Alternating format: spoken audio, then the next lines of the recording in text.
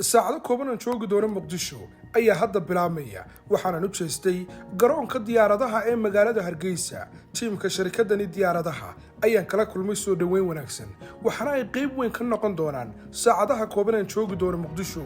hal saac kadib waxaan gaadhay Muqdisho waqtiga oo aad u yar. waa muhiim inaan si dhaqso ah u galno magaalada isla markaasina booqanno goobo kala duwan oo aan ka samaysan doono adeegyo kala duwan. saaxiibayaal hadda waa 3 saac ama 9 subaxnimo weey. diyaaraddu waxay keentay magaalada Muqdisho 8:45 daqiiqo. 9 subaxnimo hadda maraysa gudaha magaaladana galeynaa saacado kooban joog doona haddii ay beedmo magaalada Muqdisho waxa fara badan oo idin soo jiita ayaan rabaa bal inaan idinka tuso goobo qurux badan oo rabaa inaan booqdo. caawna cashadu waa magaaladii Hargeysa. saaxiibayaal saacado kooban joogi doona magaalada. halkani waa mid ka mid ah suuqyada ugu waaweyn ee magaalada Muqdisho. alaabo yar baan ka qaadan doonaa kadibna waan ka sibixi doonaa gudaha ayaan magaalada u soo gali doonaa saacadaha kooban ee joogno. ila saac intii aan ku sugnaa suuqani ayaa indhahaygu waxay qabanayeen sida casriga ee loo habeeyay adigoo ka helaya adeeg kasta oo aad u baahato. waxaana shaqaalaha suuqani ay yihiin kuwa kugu qaabilaya soo dhaweyn. asxaabta adeegaan halkan ka qaatay waxaan geyn doonaa magaaladayda Hargeysa. asxaabteedina halkaas ayay igula cuni doonaan. runtii aad u yaabi doonaan balse waxaan rabaa inaan kaga yaabiyo. halkan waa mid ka mid ah suuqyada ugu waaweyn ee magaalada Muqdisho. dadku halkan runtii si weyn ayay ugu adeeganayaan. aniguna waxaan ka mid noqday dadka ka adeeganaya goobtani saaka. lacagtii aan halkan kaga adeegtay saaka waxay noqotay $13.17 bay noqotay. alaabtan waxaan u geyn doonaa asxaabteedii joogtay magaalada Hargeysa. runtii suuqani waxa uu ka mid yahay suuqyada sida weyn kuwa cajab gelin doona markaad timaado magaalada Muqdisho. haatan waxaan u jeesanay mid ka mid ah goobaha cuntooyinka fudud ee magaalada oo iyaguna kuwa sameynaya horumar ballaaran. daqiiqado kooban aan joognay ayaan ku helnay adeegan u baahnayn aniga iyo tiimkii la socday. Muqdisho ayaa si weyn caan waxay ugu tahay bunka. goobtanina waxay tahay mid dhalinyaradu isugu yimaadaan si weynna loo qurxiyey waxaana ay noqotay maqaayadan ka cabi doono bunkayga maalinlaha ah. halkaasaan goob shaahan cabi doonaa lacagtana waa naga bixinay. wax kasta waxaan rabnaa inay si dhaqsaa u socdaan maadaama safarku annaga laftigeedu saacadii ay ugu socoto. goordhowna aan rabno inaan dib ugu noqonno airportka magaalada Muqdisho. wuxuu qayb ka qaatay fududeynta safarkayga.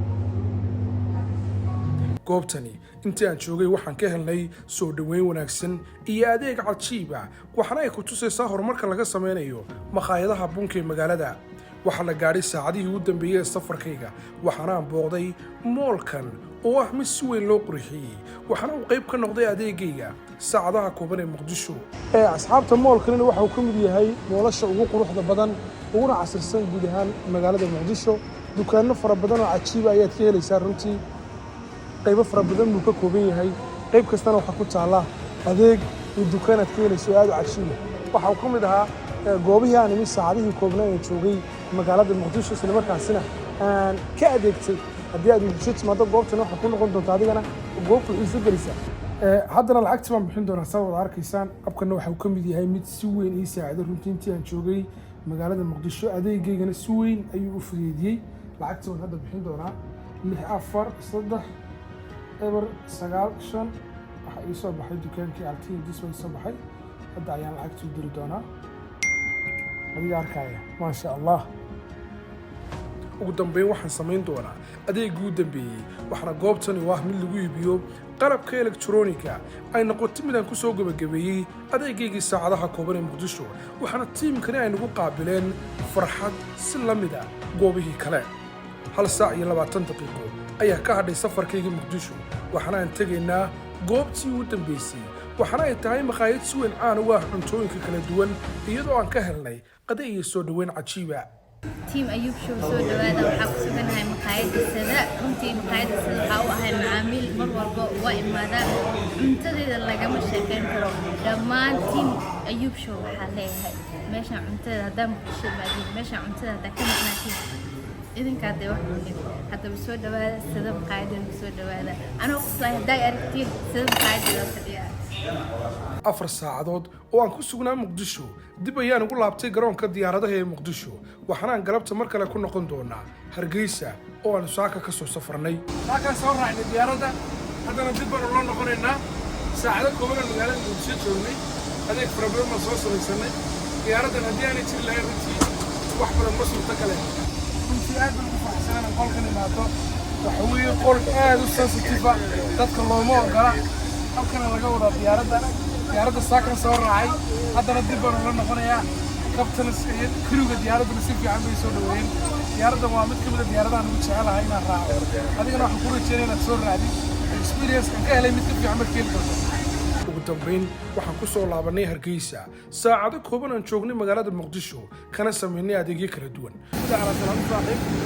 hargeysa ka quraacon ka qadee hargeysa ka cashay brinjara bay adeega ugu marsaa alxamdulilah rabbil caalamiin asxaabta dib baan u soo noqonnay saacado kooban aan maqnayn saaka halkan iyadoo aroor hore ah ayaanu ka baxnay haddana waa galabtii iyo cadceeddii oo sii dhacaysa magaaladii Hargeysa dib ugu soo noqonnay inta muuqaalkeena ka hadhayna nala socdo ugu dambaynna mar kale ayaan Hargeysa kula sheekaystay saaxiibaday kooxna waa iibshow lana soco muuqaallo cajiib ah oo kuwan la mid ah